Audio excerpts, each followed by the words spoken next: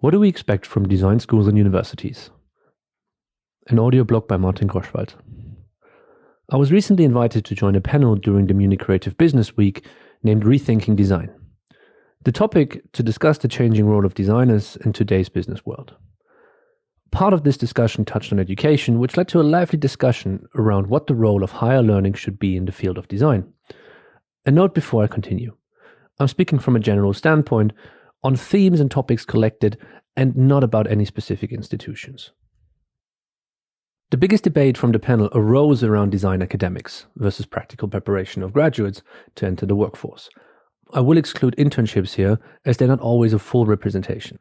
This is especially topical in design overall, but in particular transportation design, as it's usually something that is led with craftsmanship rather than pure academics. Institutions of higher education, such as universities, applied sciences, etc., do represent an academic standard and have to fight against other departments for their academic status and importance. Focusing on transportation design, or what I believe will soon be called mobility design studies, the questions we need to ask openly is how these institutions of higher education have to evolve, especially in a time where the transportation design industry is going through its biggest change in history. In a world where society, culture, and politics have more and more impact on the way we travel globally, are institutions and their courses developing in line to keep pace with the changes we see around them?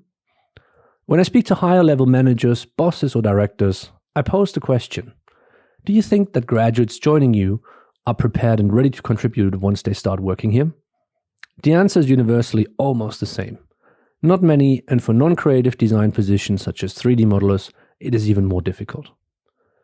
There are many different reasons for this answer, such as too many transportation design courses on offer, leading to a higher supply than demand, little specialization in relevant topics within the industry, for example 3D modelers, interior design, transportation, UX, non-car design, etc., and not to forget the continuous worldwide directive of design universities being run as companies rather than focusing on educating fewer but better graduates and based on taxes paid by the public. So is it the job of these institutions of higher education to get students work ready? Not necessarily. In its current form, the understanding of these institutions is much more academic than practical, as they need to be comparable to other institutions. That is absolutely fine, but maybe it would need to be more helpful to have that as a part of a master's degree or even a PhD. Would it maybe be better for a bachelor's program to work as a dual system for 3 years in combination with a sponsor? Let's say 3 months of university training and 3 months of work with the sponsor per one semester? Could an apprenticeship potentially make a return rather than going through a university degree? Would it make sense for a further discussion to introduce an MBA for design management?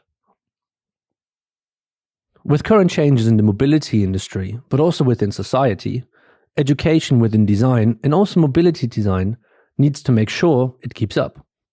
Academically, I think this is achieved with many outstanding institutions globally. However, practically, there is room for improvement to put the thinking into practice. We will need both qualities equally and not always combined in one to achieve the goal of creating a better future. Now, I was wondering, how was your experience as a, let's say, transportation design student? What did you take from your experience that you still use today? Was there anything that you could have changed or wish would have been handled differently? What are your expectations nowadays of an education within transportation design or mobility design? This is a discussion we would like to continue on our social media channels, such as LinkedIn, Instagram, or Twitter, so feel free to contact us.